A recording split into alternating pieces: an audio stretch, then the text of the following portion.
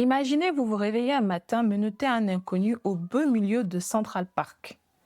Alors que vous vous étiez endormi la veille à des milliers de kilomètres de là. C'est le point de départ vertigineux de Central Park, l'un des thrillers les plus intenses de Guillaume Musso. Bien le bonjour les cultivés et bienvenue sur Savoir Quotidien. Préparez-vous, rien dans ce roman n'est ce qu'il paraît.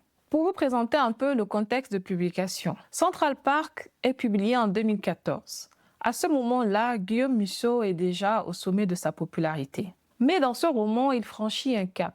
Il s'aventure pleinement dans le thriller psychologique sans pour autant renoncer à son attachement à l'émotion et aux personnages tourmentés. Musso y mêle le suspense, l'angoisse, le mystère et comme toujours, des destins brisés qui cherchent la lumière. Pour vous faire un résumé sans spoiler, Alice, lieutenant de police à Paris, se réveille un matin en pleine nature. Elle est attachée par une menotte à un inconnu, Gabriel, musicien de jazz américain. Problème, elle s'était endormie seule la veille sur les Champs-Élysées et elle se réveille à New York. Ils sont tous les deux couverts de sang, ne se connaissent pas et n'ont aucun souvenir de ce qui s'est passé. Téléphone inutilisable ou absent. Mémoire trouée. La veille, pour Alice, une soirée à Paris. Pour Gabriel, une nuit à New York. Impossible. Et pourtant, ils sont là, ensemble, au cœur de Manhattan. Ensemble, ils doivent reconstituer les événements de ces dernières 24 heures.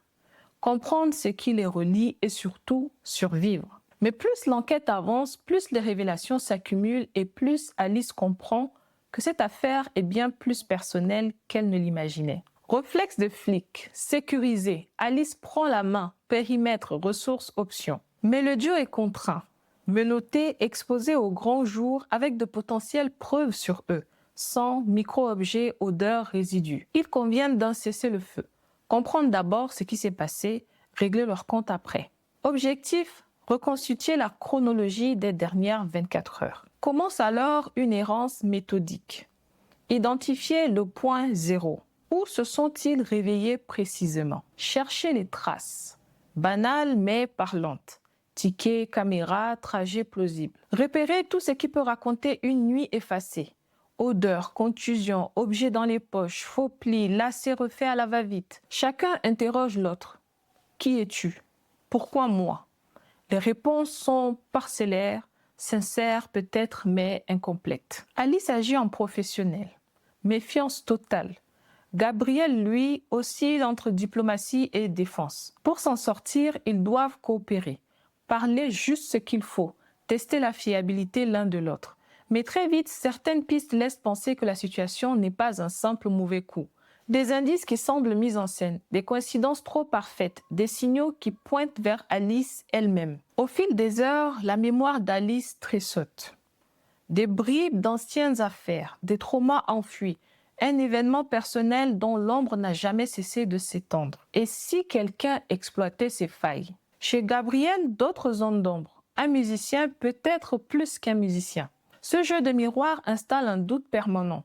L'ennemi est-il dehors ou dedans? New York devient personnage, rapide, indifférente, saturée de bruit.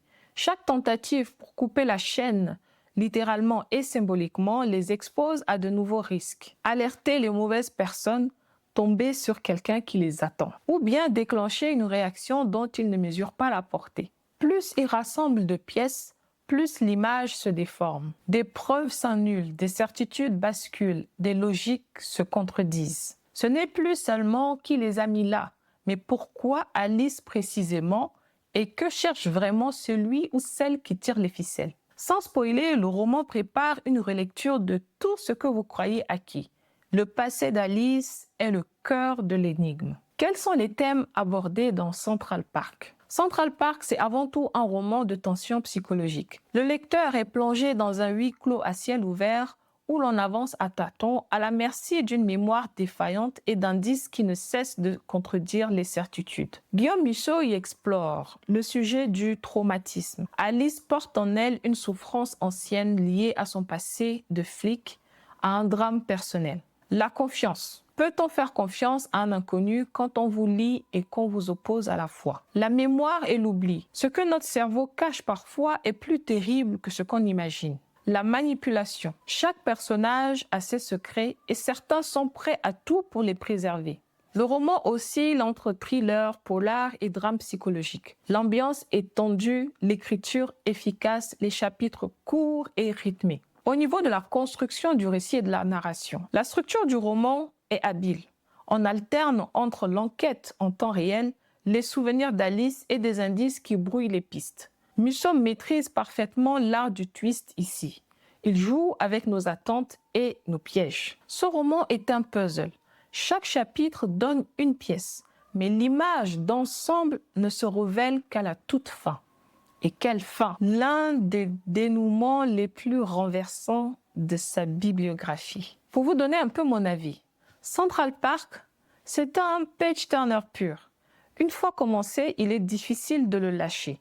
Ce n'est pas le roman le plus émotionnel de Musso, mais c'est sûrement l'un des plus solides du point de vue de l'intrigue. Le succès a bien sûr été immédiat, best-seller dès sa sortie.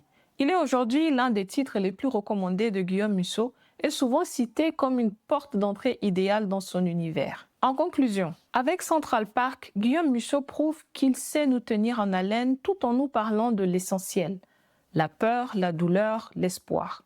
C'est un roman qui questionne la mémoire, les blessures et notre capacité à se reconstruire. Et vous, que feriez-vous si vous vous réveillez attaché à un inconnu dans un lieu que vous n'avez jamais vu? Dites-le moi en commentaire. Merci d'avoir vu ce contenu jusqu'au bout. Vous retrouverez Savoir Quotidien sur savoirquotidien.com, YouTube, TikTok et en format podcast.